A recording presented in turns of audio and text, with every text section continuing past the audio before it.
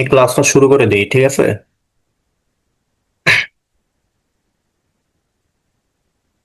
আমাদের যে চ্যাপ্টার পড়ানো হচ্ছিল সেটা হলো চ্যাপ্টার 2। নাম হলো বিজনেস ডেভেলপমেন্ট। অলরেডি কয়েকটা ক্লাস হয়ে গেছে। যেগুলা পড়ানো কথা ছিল, কোশ্চেন গুলা মানে টপিক গুলা, ইম্পর্টেন্ট টপিক। একটা হলো ramification of business, functions of central banks, industry versus trade, wholesale business and retail business, structural classification of bank, offshore bank, specialized bank, warehousing and foreign trade. Ramification of business আমরা almost পড়ানো হয়ে গেছে, just একটা ছোট একটা topic বাকি আছে, ওটা আজকে পড়াই দিব। আর মেনলি আজকের টপিকটা হলো সেন্ট্রাল ব্যাংক। সেন্ট্রাল ব্যাংকের মেনলি কাজটা কি, কিভাবে কাজ করে, প্রসিডিওর। স্যার, এটার কয়টা ক্লাস হয়েছে?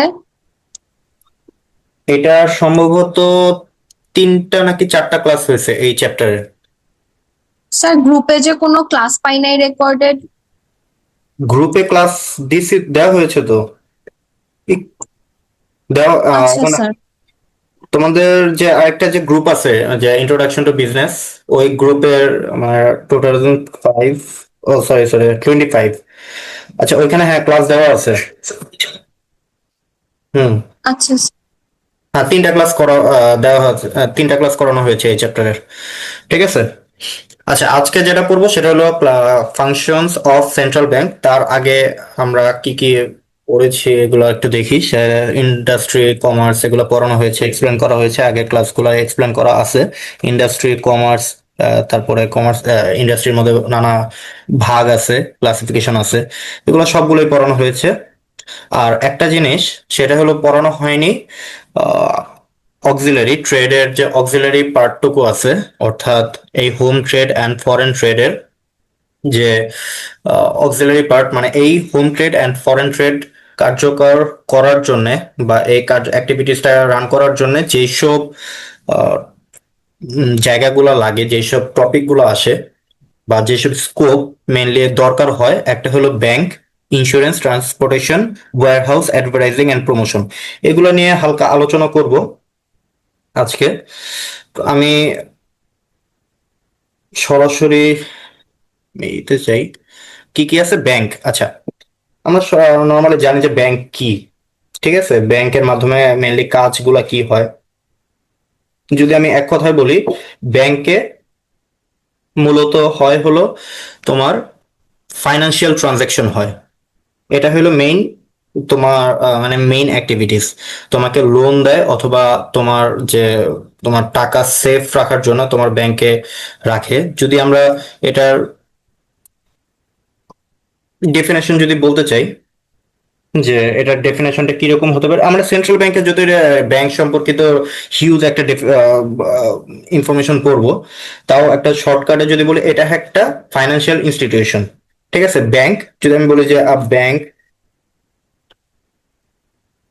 Is a financial institution. ঠিক আছে। আচ্ছা, এটার কাজ কি করে? এটার কাজ মেইনলি, যদি এটার কাজ মেইনলি ডিপোজিট ডিপোজিট করে, আমাদের টাকা ডিপোজিট করে, তারপর লোন প্রোভাইড করে, ডিপোজিট করে, তারপরে লোন প্রোভাইড করে। সরি, এখানে তারপর তারপর লোন প্রোভাইড করে, প্রোভাইড তুমি সংজ্ঞাটা কিভাবে লিখবে এটা আমি দেখাই, যে প্রোভাইড লোন, তারপরে এটার আরো কি ফাইন্যান্সিয়াল সার্ভিস প্রোভাইড করে, যেমন সেভিংস, ক্রেডিট, তোমার যদি ক্রেডিট দরকার হয় ক্রেডিট দেয়, তারপর মানি ট্রান্সফার স্পেশালি। তো তুমি এখানে এটাই তুমি এখানে লিখতে পারো যে that accept deposit,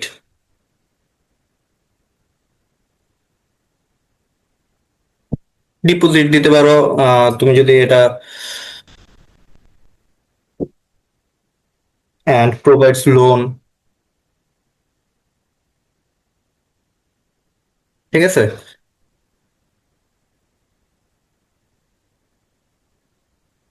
and offer some financial service, এটাও লিখতে পারো, অ্যান্ড অফার্স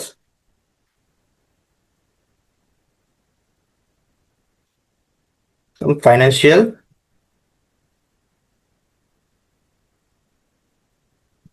সার্ভিসেস। ঠিক আছে। আচ্ছা, এটা তুমি ব্যাংকের একটা ডিসক্রিপশন হিসেবে লিখতে পারো।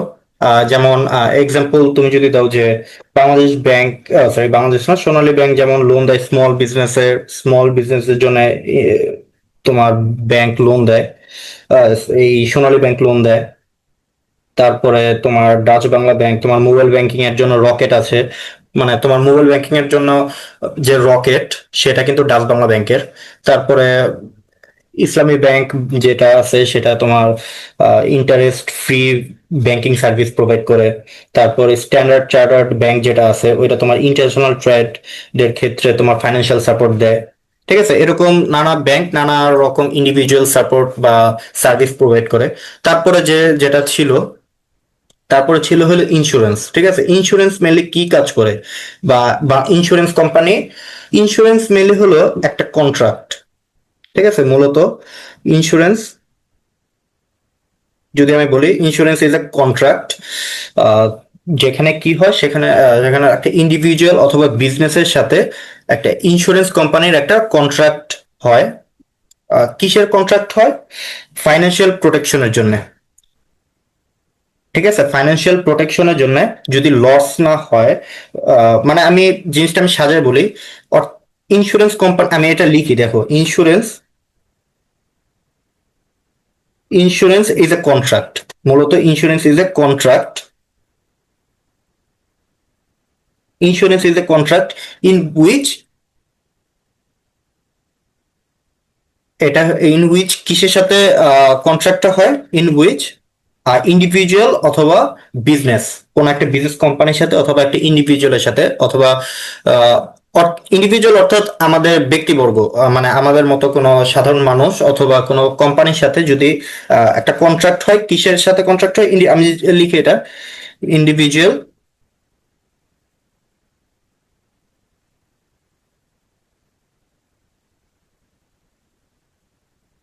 Individual or business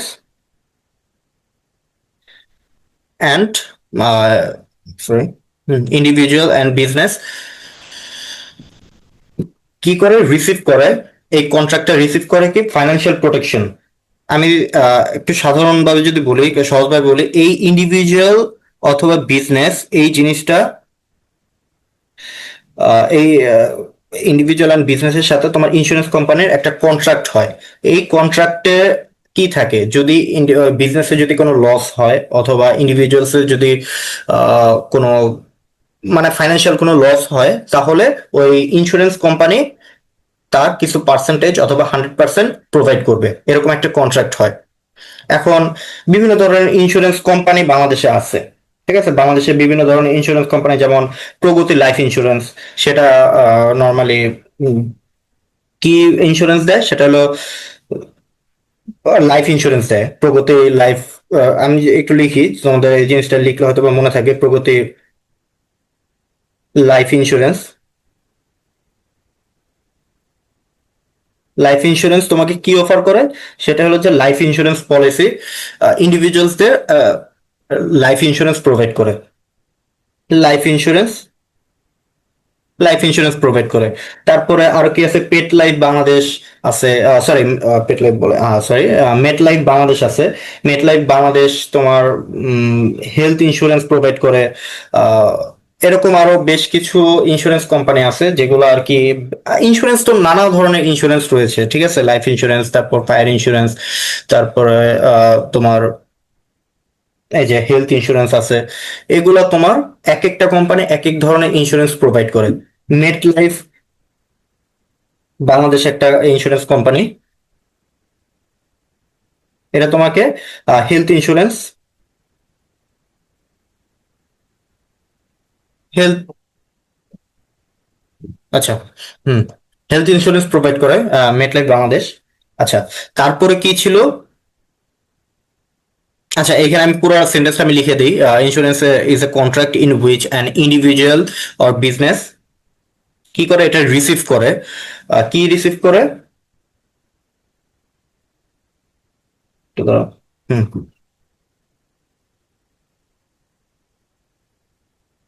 receive financial protection.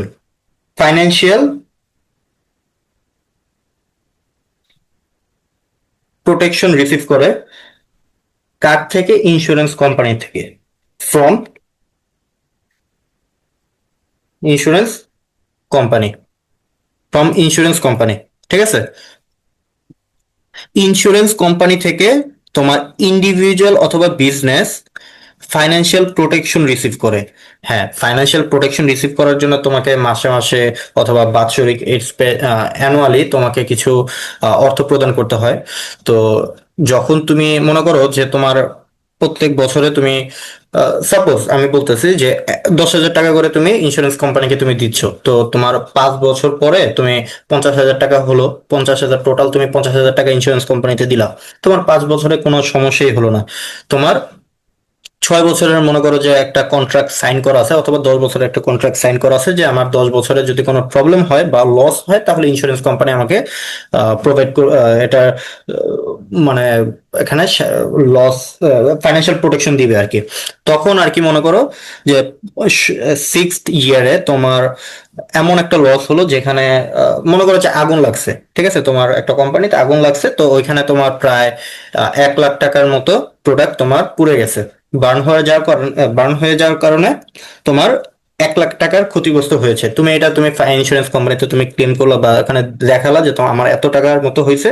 তখন তোমাকে ইন্স্যুরেন্স কোম্পানি ওই 1 লাখ টাকা যদি তারা মনে করে যে না 100% দেওয়া উচিত, তাহলে 100% দেবে অথবা 80% দিবে, বা যতটুকু হোক তোমাকে ফাইন্যান্সিয়াল সাপোর্ট দিবে তারা। ঠিক আছে। এখন এখানে যদি তোমার ইন্স্যুরেন্স কোম্পানি 10 বছরের কন্ট্রাক্ট থাকে, তোমার 10 বছর যদি এখানে কোনো সার্ভিস প্রোভাইড করতে না হয়, অর্থাৎ তোমার যদি কোনো লস না হয়, এরকম লস না হয়, তাহলে ইন্স্যুরেন্স কোম্পানি এখানে 10 বছর ধরে 10,000 টাকা দেওয়ার কারণে 1 লাখ টাকা তাদের প্রফিট হয়ে গেল। এখানে তাদের কোনো টাকা খরচ করতে হলো না। এখানে এখানে একটা রিস্ক মেইনলি হলো তোমার রিস্ক রিডিউস করতেছো। ঠিক আছে, ইন্স্যুরেন্স কোম্পানিতে তুমি এমন একটা কন্ট্রাক্ট সাইন করলা ইন্স্যুরেন্স কোম্পানির সাথে যেটাতে তোমার রিস্ক রিডিউস হলো আর কি। আচ্ছা, তারপরে কি আছে? তারপরে আসে হলো ট্রান্সপোর্টেশন। ট্রান্সপোর্টেশন আসে। ট্রান্সপোর্টেশন কি? ট্রান্সপোর্টেশন মেনলি তুমি তোমার গুডস আর প্রোডাক্টস, গুডস অথবা পিপল ওয়ান একটা প্লেস থেকে আরেকটা প্লেসে যে মুভমেন্ট করে, সেটা হলো ট্রান্সপোর্টেশন, কি যেটার মাধ্যমে মুভমেন্ট করে। ঠিক আছে। তোমার গুডস তোমার যদি একটা জায়গা থেকে আরেকটা জায়গায় যদি তুমি মুভমেন্ট করতে চাও, যেমন এই যে রাজশাহী থেকে ঢাকায় যে আম আনতেছে এখন নর্মালি আম ব্যবসায়ীরা, তারা কিন্তু ট্রান্সপোর্টেশনের মাধ্যমে তারা এই ব্যবসাটা রান করতে পারতেছে। এই সুন্দরবন কুরিয়ার সার্ভিস অথবা তোমার এসএ পরিবহন, এইসব কিন্তু এই ট্রান্সপোর্টেশনে, এইসব কোম্পানি আর কি ট্রান্সপোর্টেশনে আর কি হেল্প করতেছে। আচ্ছা, তারপরে কি আসে? তারপরে কি আছে? আচ্ছা, আমি আবার একটু দেখি আর কি কি আছে। আর আছে হলো ওয়্যার হাউস। সরি। আচ্ছা, আরেকটা আছে ওয়্যার হাউস। ওয়্যার হাউস কি? ওয়্যার হাউস নর্মালি তোমার যেসব জায়গায় তোমার প্রোডাক্ট গুচ্ছিত করে রাখো, ওইটা হলো ওয়্যার হাউস। 100টা প্রোডাক্ট আনতেছি বা 1,000টা প্রোডাক্ট বা 2,000 বা 10,000 প্রোডাক্ট আনতেছি, যেইখানে আমার রাখলে, বা এই যে আমি আমের উদাহরণটা যে দিছে, আমের উদাহরণটাই বলি। মনে করো যে আমি একসাথে 100 কেজি আম আনছি আমি। ঠিক আছে, রাজশাহী থেকে আমি 100 কেজি আম আনছি। আম এনে আমি ওয়্যার হাউসে রাখছি। ওয়্যার হাউসে এমন ভাবে রাখছি যেখানে আর কি তোমার আম পচে যাবে না বা নষ্ট হয়ে যাবে না, যেহেতু এটা আম একটা পচনশীল ফল।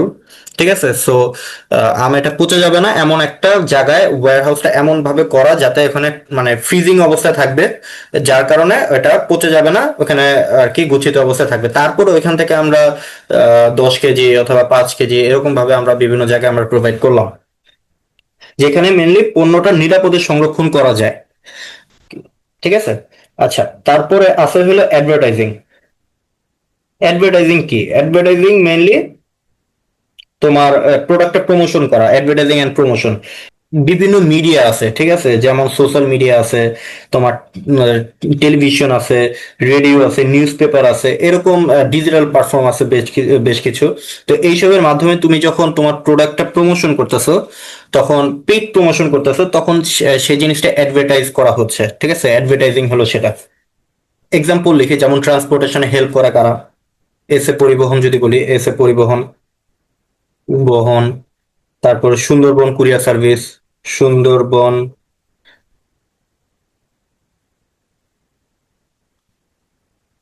সার্ভিস, ঠিক আছে। তারপরে আরো আছে যেরকম স্টেট ফার্স্ট আছে, ঠিক আছে। তো এগুলা আর কি, এগুলা কোম্পানি ট্রান্সপোর্টেশনের ক্ষেত্রে সাহায্য করে, ডিরেক্টলি সাহায্য করতেছে ট্রান্সপোর্টেশনের ক্ষেত্রে। তারপরে তোমার এখন হলো এগুলা আমরা সচরাচর জানি, এগুলা ওয়ার্ডের সাথে আমরা পরিচিত। এগুলা সম্পর্কে যখন আমরা পিডিএফ দিব তখন এগুলা ভালো মতো আর কি তোমরা পড়তে মানে বুঝতে পারবা, ঠিক আছে। এখন হলো মেনলি যে জিনিসটা আমি একটু আগে ক্লাসে আমি জিনিসটা বলছি, এই ছকটা সম্পর্কে। এই ছকে কি বলছে, এই ছকে যেমন রেমিফিকেশন অফ বিজনেসের টোটাল একটা ওভারভিউ দেওয়া, কতগুলা ক্লাসিফিকেশন আছে। যেমন রেমিফিকেশন অফ বিজনেসের প্রথমত দুইটা ভাগ করা হয়েছে, একটা ইন্ডাস্ট্রি একটা কমার্স। ইন্ডাস্ট্রির মধ্যে তোমার প্রাইমারি ইন্ডাস্ট্রি, আবার সেকেন্ডারি ইন্ডাস্ট্রি করা হয়েছে। প্রাইমারি ইন্ডাস্ট্রির মধ্যে extractive industry, genetic industry, agriculture industry, ঠিক আছে। সেকেন্ডারি ইন্ডাস্ট্রির মধ্যে আবার তিনটা ইন্ডাস্ট্রি ভাগ করা হয়েছে, একটা ম্যানুফ্যাকচারিং ইন্ডাস্ট্রি, সার্ভিস ইন্ডাস্ট্রি, তারপরে কনস্ট্রাকটিভ ইন্ডাস্ট্রি, ঠিক আছে। ম্যানুফ্যাকচারিং ইন্ডাস্ট্রিতে আবার পাঁচটা ভাগে ভাগ করা হয়েছে, একটা analytical industry, synthetic industry, processing industry, assembling industry, integrated industry, ঠিক আছে। এগুলো হলো ইন্ডাস্ট্রির মধ্যে ক্লাসিফিকেশন। অ্যান্ড কমার্সের মধ্যে ক্লাসিফিকেশন হলো দুইটা ভাগে ভাগ করা হয়েছে, একটা হলো ট্রেড, একটা হলো অক্সিলারি। ট্রেড হলো তোমার হোম ট্রেড অথবা ইন্টারনাল ট্রেড একটা, আরেকটা হলো ফরেন ট্রেড। হোম ট্রেডের মধ্যে হোলসেল ট্রেড, আরেকটা হলো রিটেল ট্রেড। আর ফরেন ট্রেডের মধ্যে তিনটা ভাগে ভাগ করা হয়েছে, একটা হলো ইম্পোর্ট, এক্সপোর্ট অ্যান্ড রি এক্সপোর্ট। এগুলো সম্পর্কে আমরা বিগত ক্লাসে আমরা ভালো মতো এক্সপ্লেন করেছিলাম। সেগুলো আজকে যেটা পড়লাম সেটা হলো যে অক্সিলারি। অক্সিলারির মধ্যে আছে হলো bank, transportation, advertising and promotion, insurance and warehouse, ঠিক আছে। এখন যেটা পড়বো সেটা হলো সেন্ট্রাল ব্যাংক। সেন্ট্রাল ব্যাংক মূলত কি? সেন্ট্রাল ব্যাংক, আমরা যদি সেন্ট্রাল ব্যাংকের যদি ডেফিনেশন লিখতে যাই, সচরাচর মানে বড় বড় আমরা যেরকম ভাবে ডেফিনেশন গুলা পড়ি, ডেফিনেশন মধ্যে আমরা ইনফরমেশন অ্যাড করি। ইনফরমেশন গুলা সম্পর্কে আগে ভালো মতো পড়ি, ইনফরমেশন গুলা কি কি আছে। সেন্ট্রাল ব্যাংক হলো একক একটা ব্যাংক, সিঙ্গেল ব্যাংক, যেটা প্রত্যেকটা দেশে থাকে এবং মানি মার্কেট কন্ট্রোল করে, এবং গভর্নমেন্টের ব্যাংক এটা মেনলি, ঠিক আছে। সেন্ট্রাল ব্যাংকটা হলো গভর্নমেন্টের ব্যাংক। অ্যান্ড অন্যান্য যত ব্যাংক আছে, একটা দেশের মধ্যে যত ব্যাংক আছে, সব ব্যাংকের কন্ট্রোলার হলো সেন্ট্রাল ব্যাংক। যত ব্যাংক মানে যে পরিমাণ ইন্টারেস্ট একটা ব্যাংক দিবে, কত পরিমাণ ইন্টারেস্ট দিবে, সেগুলো আর কি সিলেক্ট করে দেয় সেন্ট্রাল ব্যাংক। আচ্ছা, এখন সেন্ট্রাল ব্যাংকের যদি আমরা একটা বলি যে সেন্ট্রাল ব্যাংকের ডেফিনেশনটা লিখতে গেলে আমাদের কি কি ইনফরমেশন দরকার। যেমন আমরা যদি প্রথম ইনফরমেশন যদি বলি, এটা financial and banking service provide করে ফর গভর্নমেন্ট। এটা কিন্তু গভর্নমেন্টের জন্য financial and banking service provide করে, এটা কিন্তু আমাদের দিবে না। আমরা যদি সেন্ট্রাল ব্যাংকে যাই, আমাদের কিন্তু সেন্ট্রাল ব্যাংক থেকে কোনো লোনের ব্যবস্থা থাকবে না বা ফাইন্যান্সিয়াল সাপোর্ট আমাদের দিবে না। আমাদের যেতে হবে তো কমার্শিয়াল ব্যাংকে, অথবা যেটাকে বাণিজ্যিক ব্যাংক বলা হয়। আচ্ছা, বাণিজ্যিক ব্যাংকে ফাইন্যান্সিয়াল সাপোর্ট দিবে হলো সেন্ট্রাল ব্যাংক। কি বলছি বুঝছো?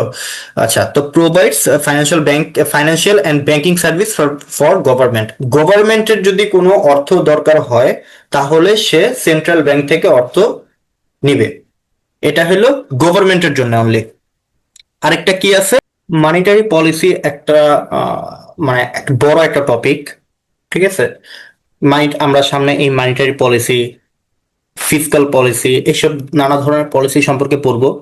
আপাতত জাস্ট মানিটারি পলিসি সম্পর্কে কিছু শর্টকাটে জাস্ট কয়েকটা লাইন বলি, যাতে তোমাদের আপাতত বুঝতে সুবিধা হয়। সেটা হলো যে মানিটারি পলিসি হলো একটা নীতি, যেটা হলো আর্থিক নীতি। অর্থাৎ বাংলাদেশের যে অথবা যে কোনো দেশের অর্থনৈতিক কন্ট্রোল বা তোমার মানে ইনফ্লেশন রেট কন্ট্রোল করার জন্য সেন্ট্রাল ব্যাংক কিছু নীতি অবলম্বন করে, ঠিক আছে, বা বিভিন্ন পদক্ষেপ গ্রহণ করে, সেটা হলো যে একটা হলো মানিটারি পলিসি। ঠিক আছে, মানিটারি পলিসি কিভাবে মানে মানিটারি পলিসির মাধ্যমে আর কি ইনফ্লেশন রেট কন্ট্রোল করে একটা সেন্ট্রাল ব্যাংক।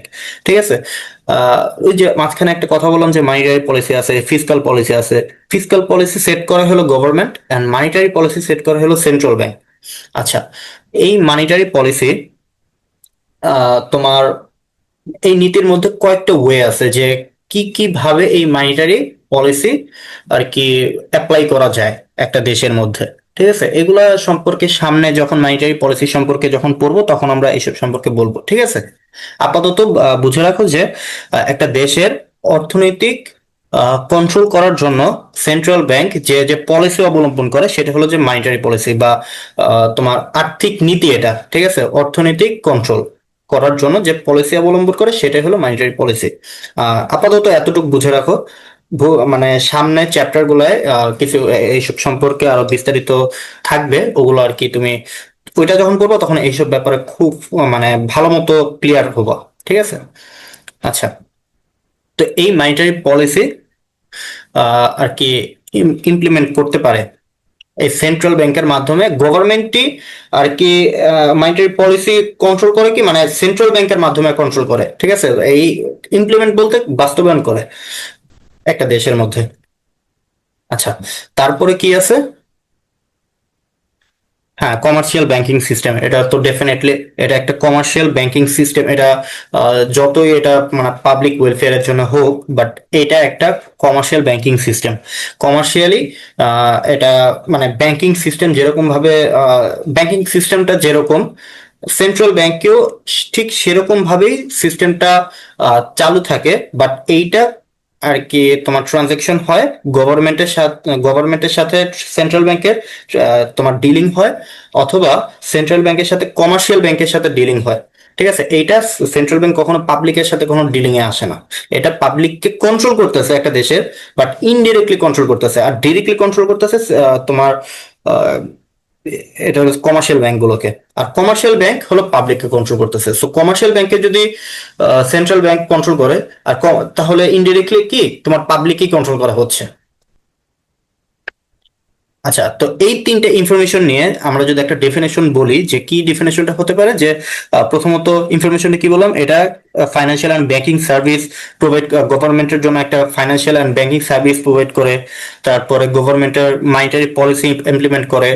তারপরে কমার্শিয়াল ব্যাংকিং সিস্টেম এটা একটা। তো এই তিনটা ইনফরমেশন নিয়ে যদি আমি একটা ডেফিনেশন লিখতে চাই, তাহলে ডেফিনেশনটা হয় হলো যে central bank is a bank that provides financial and banking services.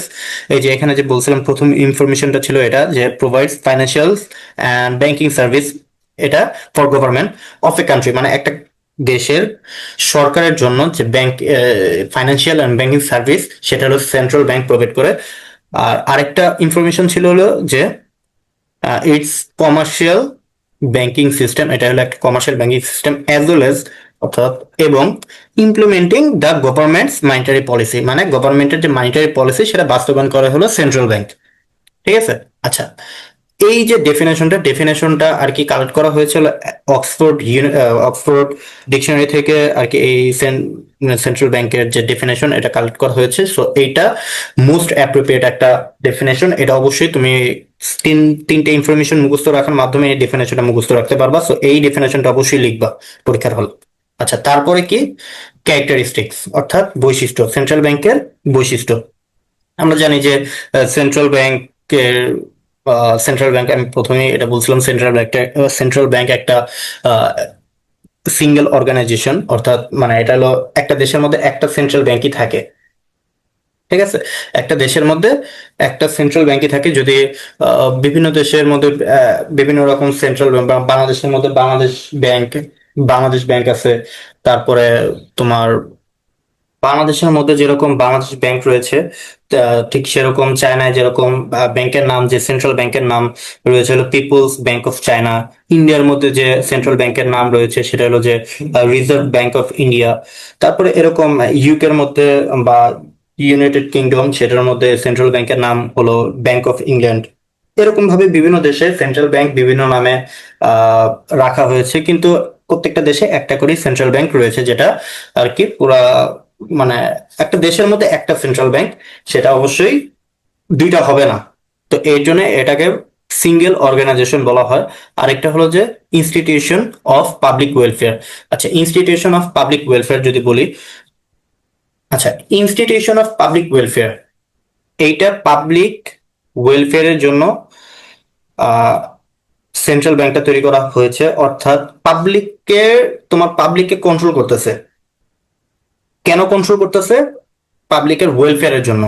পাবলিকে কিন্তু ডিরেক্টলি তোমাকে লোন দেয় না, বা পাবলিক কিন্তু ডিরেক্টলি সেন্ট্রাল ব্যাংকে ডিপোজিট করতে পারে না, বা পাবলিকের সাথে ডিরেক্টলি কোনো লেনদেন হয় না, বাট পাবলিকের ওয়েলফেয়ার রোল প্লে করতেছে সেন্ট্রাল ব্যাংক ইনডিরেক্টলি বিভিন্ন কমার্শিয়াল ব্যাংকের মাধ্যমে। এইগুলা মানে পাবলিকের ওয়েলফেয়ারের জন্য রোল প্লে করতেছে।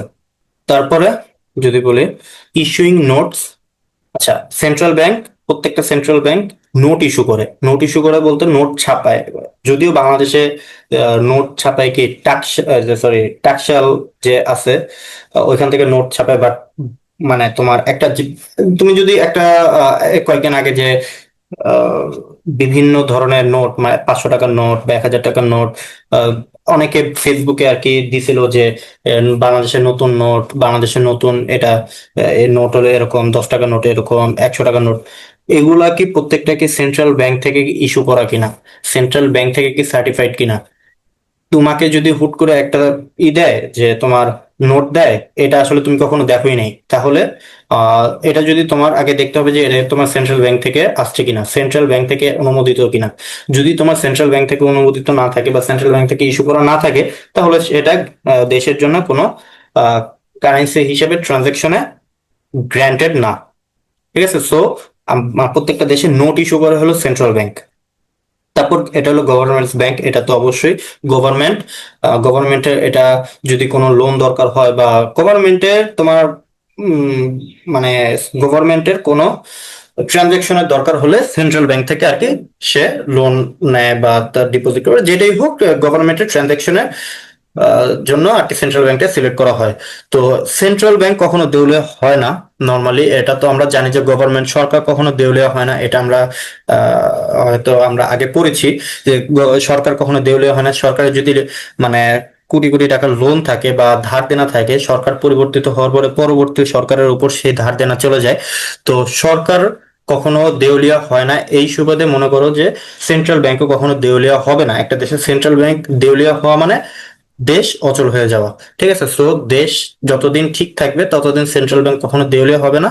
আর সেন্ট্রাল ব্যাংক যদি দেউলিয়া হতে চায়, মানে মানে হতে চায় বলতে হতে নেয়, তাহলে সেটা মানে পাবলিকের কাছ থেকে টাকা নিয়েই কোনো না কোনো পলিসি অবলম্বন করে টাকা নিয়েই আর কি সেন্ট্রাল ব্যাংক নিজেরটা নিজে ঠিক থাকবে।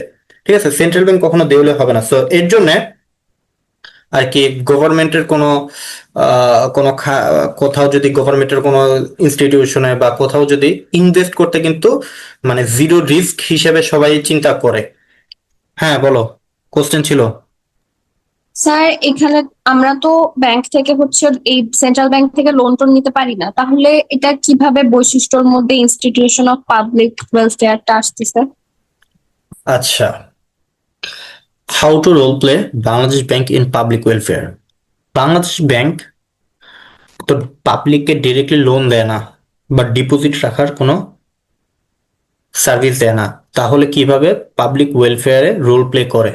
আচ্ছা, এই টপিকটা বোঝানোর সময়, বোঝানোর আগে মেনলি আমাদের এই 5টা ওয়ার্ড সম্পর্কে ভালো মতো অবগত থাকতে হবে বা নলেজ থাকতে হবে। একটা হলো ব্যাংক রেট অথবা রেপো রেট যেটা বলা হয়, interest rate, loan interest, deposit interest and inflation. আচ্ছা, এখন যদি আমরা বলি যে এগুলা কি মেনলি, আমরা আগে প্রথমে Bangladesh bank, commercial bank and public, এই 3টে ওয়ার্ড যদি লিখি, দেখো পাবলিক নর্মালি তাদের যদি টাকার পরিমাণ মানে তাদের যদি টাকার দরকার হয়, তাহলে কমার্শিয়াল ব্যাংক থেকে লোন নেয়। কমার্শিয়াল ব্যাংকের যদি টাকার দরকার হয় তাহলে বাংলাদেশ ব্যাংক থেকে লোন নেয়। পাবলিক কিন্তু ডিরেক্টলি বাংলাদেশ ব্যাংক থেকে লোন নিতে পারবে না। পাবলিকের যদি লোন দরকার হয় বা তাদের যদি ডিপোজিট রাখতে হয় তাহলে কমার্শিয়াল ব্যাংকেই করতে হবে বা কমার্শিয়াল ব্যাংক থেকে লোন নিতে হবে। মানে পাবলিকের সাথে লেনদেন হবে কমার্শিয়াল ব্যাংকের সাথে, আর বাংলাদেশ ব্যাংকের সাথে কমার্শিয়াল ব্যাংকের লেনদেন হবে। আচ্ছা, এখন বাংলাদেশ আগে একটা জিনিস জানি, সেটা হলো যে ব্যাংক রেট অথবা রেপো রেট কি। আচ্ছা, পাবলিক যখন কমার্শিয়াল ব্যাংকের সাথে ট্রানজ্যাকশন করে, মানি ট্রানজ্যাকশন যখন করে, তখন পাবলিক যখন কমার্শিয়াল ব্যাংক থেকে লোন নেয়, তখন কমার্শিয়াল ব্যাংকে মেয়াদ শেষে যে এক্সট্রা টাকা দিতে হয় সেটা হলো নর্মালি আমরা জানি ইন্টারেস্ট, আর যে রেট অনুসারে টাকা দিতে হয় সেটা হলো ইন্টারেস্ট রেট। সেম ভাবে কমার্শিয়াল ব্যাংক বাংলাদেশ ব্যাংক থেকে যখন লোন নেয়, যখন টাকা ব্যাক দিতে হয় তখন যে রেট অনুযায়ী দেয় সেটা হলো যে ব্যাংক রেট অথবা রেপো রেট। কি বলছে বুঝছো? আচ্ছা, তো ব্যাংক রেট আর ইন্টারেস্ট রেট দুইটা সেম, জাস্ট একটা ব্যাংক টু ব্যাংক হয়, একটা পাবলিক টু ব্যাংক হয়। তো এখানে যদি আমরা লিখি সেন্ট্রাল টু কমার্শিয়াল, আর ইন্টারেস্ট রেটটা কিসে হয়? ইন্টারেস্ট রেটটা হয় পাবলিক টু, আচ্ছা, পাবলিক টু কমার্শিয়াল। আচ্ছা, এখন লোন ইন্টারেস্ট কি আর ডিপোজিট ইন্টারেস্ট কি? পাবলিক যখন কমার্শিয়াল ব্যাংক থেকে যখন লোন নেয়, মেয়াদ শেষে যখন অথবা পিরিয়ড শেষে যখন সেই টাকাটা যখন ব্যাক করে, এক্সট্রা যে টাকা দিতে হয় সেটা আমরা জানি যে ইন্টারেস্ট। আর লোনের ক্ষেত্রে যখন এক্সট্রা টাকা আমাদের পে করতে হয় সেটা হলো লোন ইন্টারেস্ট, অর্থাৎ এটা আমাদের পে করতে হয়। আচ্ছা, পাবলিক যখন তাদের নিজস্ব তহবিলের টাকা যখন কমার্শিয়াল ব্যাংকে গচ্ছিত রাখে বা কমার্শিয়াল ব্যাংকে যখন ডিপোজিট করে রাখে, মেয়াদ শেষে যখন বা অথবা এফডিআর করে রাখে, ফিক্সড ডিপোজিট রেট, ঠিক আছে, রিজার্ভ আর কি, করে রাখে যখন, তখন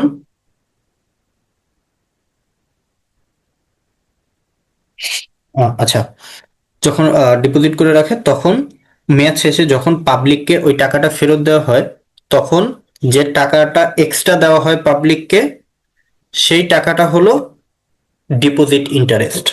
ঠিক আছে, অর্থাৎ সেটা হলো পাবলিক আর্ন করে, পে হলো কার জন্য? পাবলিকের জন্য। ঠিক আছে, আর আর্ন কার জন্য? পাবলিকের জন্য। এই দুইটার মধ্যে তো সম্ভবত এখন ক্লিয়ার যে লোন আর ডিপোজিট, অর্থাৎ কমার্শিয়াল ব্যাংকের সাথে পাবলিকের দুইটা কার্যক্রম সচরাচর হয়ে থাকে, আরো হয়, দুইটা হয়ে থাকে, একটা হলো লোন আর একটা ডিপোজিট।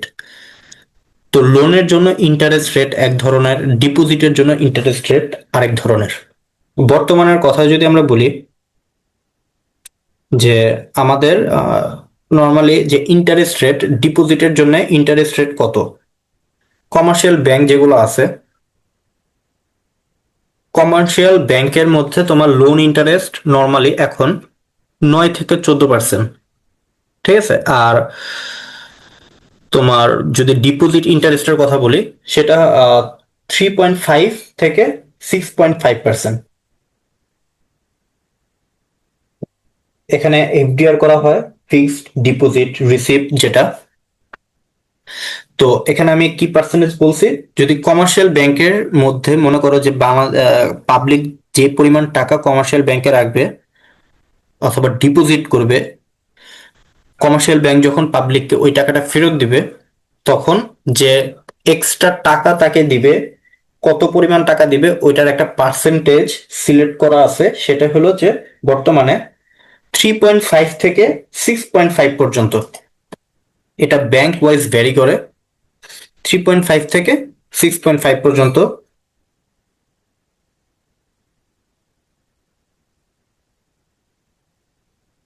আচ্ছা, 3.5 থেকে 6.5 পর্যন্ত। আচ্ছা, আরেকটা হলো লোন ইন্টারেস্ট। যদি আমরা বলি লোন ইন্টারেস্টের ক্ষেত্রে 9 থেকে 14%, 9 থেকে 14%। লোন ইন্টারেস্ট নর্মালি একটু বেশি হয়, ঠিক আছে। আচ্ছা, এখন কমার্শিয়াল ব্যাংক, যে বাংলাদেশ ব্যাংক থেকে যে টাকা লোন নেয় অথবা ডিপোজিট করে, সেটারও একটা আলাদা পার্সেন্টেজ আছে। সেটা যদি আমরা বলি, নর্মালি এটা 8.5% সিলেক্ট করা বর্তমানে, যদি 24-25 সালের পলিসি রেট অনুযায়ী আমরা বলি যে 8.5%, ঠিক আছে, 8.5%। এটা আমরা 24-25 বলতে পারি,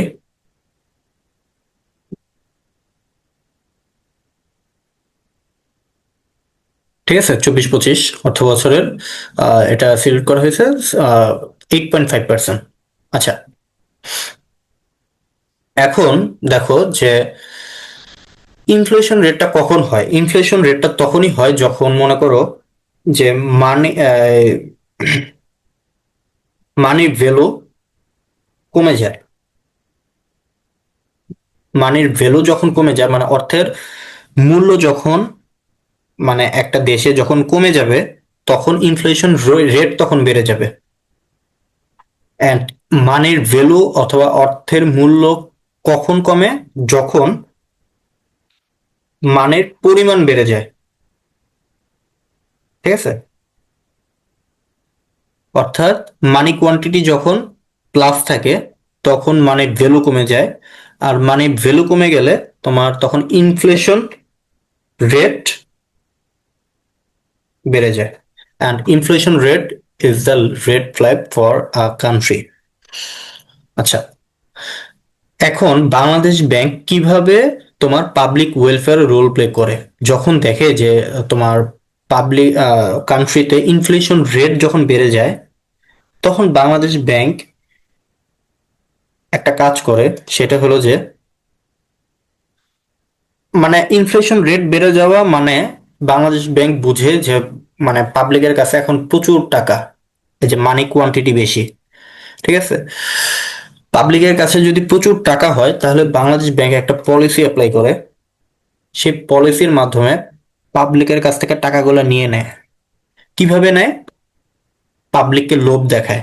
পাবলিককে লোভ দেখায় যে তুমি যদি আমার ব্যাংকে, মানে আমার ব্যাংকে না, এটা মেনলি লোভটা দেখায় হলো কমার্শিয়াল ব্যাংক, অ্যান্ড কমার্শিয়াল ব্যাংককে ইনফ্লুয়েন্স ইনফ্লুয়েন্স করে হলো বাংলাদেশ ব্যাংক। আচ্ছা, প্রসিডিওরটা কি? কমার্শিয়াল, সরি, আগেই মনে করো যে বাংলাদেশ ব্যাংক কমার্শিয়াল ব্যাংকে লোভ দেখায়। কমার্শিয়াল ব্যাংককে লোভ দেখায় যে বলে, তুমি যদি আমার ব্যাংকে মনে করো যে 10 কোটি টাকা রাখো, তাহলে আমি তোমাকে বছর শেষে, মানে at the end of the year, আমি তোমাকে এক্সট্রা, অথবা মানে তোমার যে ব্যাংক রেট, এটা আমি 10% দিব। অর্থাৎ আমি যে তোমার লোন ইন্টারেস্ট যেটা, সেটা আমি 10% দিব, মানে এক্সট্রা আমি তোমাকে 10 লাখ টাকা দিব, ঠিক আছে। এক্সট্রা তোমাকে 10 লাখ টাকা দিব। তো কমার্শিয়াল ব্যাংক যখন দেখতেছে যে আমি যদি বাংলাদেশ ব্যাংকে যদি আমি টাকা রাখি 10 কোটি, তাহলে আমার, সরি, এখানে 10 লাখ না, এখানে 1 কোটি, 1 crore হবে। আচ্ছা, তো আমার এখানে 10% দিতেছে। এটা দ্বারা কি বোঝায় যে এটা হলো 10%, ঠিক আছে। এটা হলো 10%। তার মানে কমার্শিয়াল ব্যাংক একটা জিনিস চিন্তা করতেছে যে আমি যদি বাংলাদেশ ব্যাংকে 10 কোটি টাকা জমা রাখি বা ডিপোজিট করি, তাহলে আমাকে বছর শেষে 10% টাকা আমাকে দিবে। মানে কমার্শিয়াল ব্যাংক আর্ন করবে 10 কোটি, 10% টাকা, মানে 1 কোটি টাকা। তখন চিন্তা করবে যে আমি আগে পেতাম 50 লক্ষ, এখন পাবো 1 কোটি, তাহলে তো আমার বাংলাদেশ ব্যাংকে টাকা রাখলেই তো ভালো, ঠিক আছে। তখন কমার্শিয়াল ব্যাংক কি করে? বাংলাদেশ ব্যাংকে ওই 10 কোটি টাকা রাখে, ঠিক আছে? তো বাংলাদেশ ব্যাংকে যখন 10 কোটি টাকা রাখে, তো বাংলাদেশ ব্যাংকে তোমার 10 কোটি টাকা প্লাস হয়ে গেছে। এখানে কি করে, তখন বাংলাদেশ কমার্শিয়াল ব্যাংক যখন বাংলাদেশ ব্যাংকে যখন 10 কোটি টাকা রাখে, তখন কমার্শিয়াল ব্যাংক আবার এখান থেকে 10 কোটি টাকা মাইনাস হয়ে গেছে, তখন কমার্শিয়াল ব্যাংক কি করে, পাবলিকের কাছ থেকে এই টাকাটা নিবে। কি বলছি বুঝছো? কারণ ব্যাংক পরিচালনা করার জন্য তো টাকা, তো মিনিমাম একটা টাকা তো অবশ্যই লাগে। তো পাবলিকের কাছ থেকে এটা কিভাবে নেবে? পাবলিকের কাছ থেকে নিবে হলো, পাবলিককে আবার লোভ দেখাবে। পাবলিককে বলবে, তুমি যদি আমার ব্যাংকে যদি 10 লাখ টাকা রাখো, এখানে মনে করো যে কোটি না, এখানে যদি আমি বলি 10 লাখ, যদি আমি বলি 10 লাখ টাকা রাখো, তাহলে আমি বছর শেষে তোমাকে এক্সট্রা 1 লাখ টাকা দিব। মানে এখানেও সে 10 লাখ, 10%-এর লোভ দেখালো। সে যদি এখানেও 10%-এর লোভ দেখায়, তাহলে বোঝা যায় যে পাবলিক এখানে লোভে পড়ে, মনে করো যে অনেকে দেখবা যে আয় হায়, আগে আমাকে দিত 50,000, এখন আমাকে দিবে হলো 1 লাখ। তার মানে আমি তাহলে অন্য জায়গায় ইনভেস্ট না করে আমি ব্যাংকে টাকা রাখি। তখন পাবলিক ব্যাংকে টাকা রাখবে, ওই 10 লাখ টাকা ব্যাংকে টাকা রাখবে। এতে কি হলো, পাবলিকের কাছ থেকে যে 10 লাখ 10 লাখ করে নিতে নিতে নিতে নিতে ওই যে 10 কোটির যে ঘাটতি, ওই 10 কোটির ঘাটতিটা ঠিকই প্লাস হয়ে গেল। কিন্তু আলটিমেটলি কি হলো, পাবলিকের কাছে টাকার পরিমাণটা কমে গেছে। ওই 10 কোটি টাকা পাবলিকের কাছে কমে গেছে। তো প্রথমে কি হয়েছিল, প্রথমে হয়েছিল তোমার পাবলিকের কাছে তোমার টাকা বেশি, কমার্শিয়াল ব্যাংকের কাছে টাকা নাই, বাংলাদেশ ব্যাংকের কাছে টাকা নাই। এখন ওই যে একটা বাংলাদেশ ব্যাংক কমার্শিয়াল ব্যাংকের সাথে যে ডিলিং করছে, এটার কারণে কি হলো, লাস্টে বাংলাদেশ ব্যাংকের কাছে দশ দশ কোটি টাকা এসে পড়ছে, কমার্শিয়াল ব্যাংকের কাছে 10 কোটি টাকা এসে পড়ছে, কিন্তু পাবলিকের কাছ থেকে 10 কোটি টাকা কমে গেছে। এখন কি হবে, যে তোমার 10 কোটি টাকা কমে যাওয়ার কারণে এখন তো তোমার দেশের মধ্যে টাকার পরিমাণ কমে যাবে। তখন কি হবে, এইখানে মানি কোয়ান্টিটি তখন হয়ে যাবে কম, মানি ভ্যালু হয়ে যাবে তখন বেশি, আর ইনফ্লেশন রেট হয়ে যাবে তখন কম। And that's the green signal for a country. আর ইনফ্লেশন রেট যদি কমে যায়, তাহলে আমাদের ডেইলি লাইফে বা তোমাদের যে কোনো কিছু ক্রয় করতে আর কি সুবিধা হবে, ঠিক আছে? মানে ইকোনমিক্যাল গ্রোথ বাড়বে। আচ্ছা, এটা জাস্ট আমি একটা বললাম, এই যে পাবলিক ওয়েলফেয়ারে কিভাবে আসলে রোল প্লে করে, এটা জাস্ট আমি একটা বললাম। এরকম আরো অনেকগুলা পয়েন্ট আছে যেগুলা আর কি যখন মানি মার্কেট পড়া হবে, এই যে মানি মার্কেট একটা টপিক আছে সামনে, মানি মার্কেট, ওই মানি মার্কেট যখন পড়া হবে, ওই চ্যাপ্টারে মানি মার্কেট, তার সরি মানি মার্কেট না, হ্যাঁ মানি মার্কেট পড়া হবে। ওইখানে আবার ওই যে monetary policy, fiscal policy, monetary policy, তারপর আছে আবার ফিসকাল পলিসি, এগুলা সম্পর্কে যখন পড়া হবে, তখন এগুলা আরো অনেকগুলা মানে ওয়ে দেখবো যে কিভাবে আসলে পাবলিক ওয়েলফেয়ারে রোল প্লে করে। এখানে তো জাস্ট একটা ওয়ে অবলম্বন করে পাবলিকের কাছ থেকে টাকা হাতায় নিছে, বা পাবলিকের কাছ থেকে টাকা নিয়ে নিছে বাংলাদেশ, মানে ইনডিরেক্টলি কিন্তু বাংলাদেশ ব্যাংকের কাছেও আসছে, কমার্শিয়াল ব্যাংকের কাছেও আসছে, মানে ব্যাংক স্টাবলিশ হলো আর কি। ব্যাংক স্টাবলিশ হওয়া মানে ইকোনমিক্যাল গ্রোথ বাড়া, ঠিক আছে? আচ্ছা, এটা জাস্ট একটা ওয়ে, আরো ওয়ে আছে, অনেক ওয়ে আছে, এগুলো আমরা সামনে মনিটারি পলিসি যখন পড়বো, ফিসকাল পলিসি যখন পড়বো তখন পড়বো, ঠিক আছে? আচ্ছা, তারপরে কি আসছে, controller and bank of other banks. এটা তো অবশ্যই প্রত্যেকটা ব্যাংক অফ আদার ব্যাংকস বলতে যতগুলো কমার্শিয়াল ব্যাংক আছে বাংলাদেশে সম্ভবত 50 থেকে 55টার মতো কমার্শিয়াল ব্যাংক আছে। সো কমার্শিয়াল ব্যাংক গুলোকে কন্ট্রোল করে সেন্ট্রাল ব্যাংক, অথবা বাংলাদেশে যতগুলো ব্যাংক আছে, বাংলাদেশে যত ব্যাংক আছে সবগুলো ব্যাংকে কন্ট্রোল করে সেন্ট্রাল ব্যাংক। সেন্ট্রাল ব্যাংক ঠিক করে দেয় যে তুমি কত পার্সেন্ট তুমি ইন্টারেস্ট দিবা, অথবা তুমি কত পার্সেন্ট ইন্টারেস্টে তুমি ডিপোজিট রাখবা, বা এরকম নানা ধরনের তোমার অনেক কিছু পলিসি কমার্শিয়াল ব্যাংকের সাহায্যে আর কি ব্যাংকের সাথে আর কি করে। তো এইটা আর কি বলা যায় যে ব্যাংক অফ আদার ব্যাংকস বলতে তোমার সব ব্যাংকের ব্যাংক হলো সেন্ট্রাল ব্যাংক, ঠিক আছে। আচ্ছা, তারপর হলো ফরেন এক্সচেঞ্জ। অবশ্যই তোমার সেন্ট্রাল ব্যাংকের মাধ্যমে তোমার ফরেন এক্সচেঞ্জ করা হয়। তারপর কি কন্ট্রোলার অফ মানি মার্কেট। আচ্ছা, কন্ট্রোলার অফ মানি মার্কেট, এটা তো আমি মানি মার্কেট বলতে তোমার ওই যে মানিটারি পলিসি, যেটা আমি কিছুক্ষণ আগে যে বলছিলাম, মানিটারি পলিসির মাধ্যমে আর কি তোমার আহ আর কি কি বললাম, কি জানি বলতেছিলাম। উম, আচ্ছা, মানিটারি পলিসির মাধ্যমে তোমার মনে করো যে ইনফ্লেশন রেট কন্ট্রোল করা যায়। তারপর ইকোনমিক্যাল গ্রোথ, এটা মানে গ্রোয়িং করা যায়, গ্রোথ করা যায়। তারপরে এমপ্লয়মেন্ট বাড়ানো যায়। তারপরে এরকম নানা ধরনের আরো সুবিধা আছে, যেগুলো আর কি তোমার মানি মার্কেটে, মানিটারি পলিসির মাধ্যমে মানি মার্কেটে একটা ডিরেক্টলি ইনফ্লুয়েন্স করতে পারে, তো কন্ট্রোল করতে পারে। সেন্ট্রাল ব্যাংক আর কি মানি মার্কেট কন্ট্রোল করতে পারে। মানে কন্ট্রোলার পারে কি, মানে মানি মার্কেটের কন্ট্রোলার হলো সেন্ট্রাল ব্যাংক, ঠিক আছে। তো এই সেন্ট্রাল ব্যাংক কিন্তু খুবই ইম্পর্টেন্ট একটা টপিক। ক্লাসটা এখন বন্ধ হয়ে যাবে, তোমরা চাইলে আবার ক্লাসে জয়েন করতে পারো, বুঝছো? এখনই বন্ধ হয়ে যাবে, আর 2-3 সেকেন্ড আছে। স্যার আবার তাহলে নেক্সট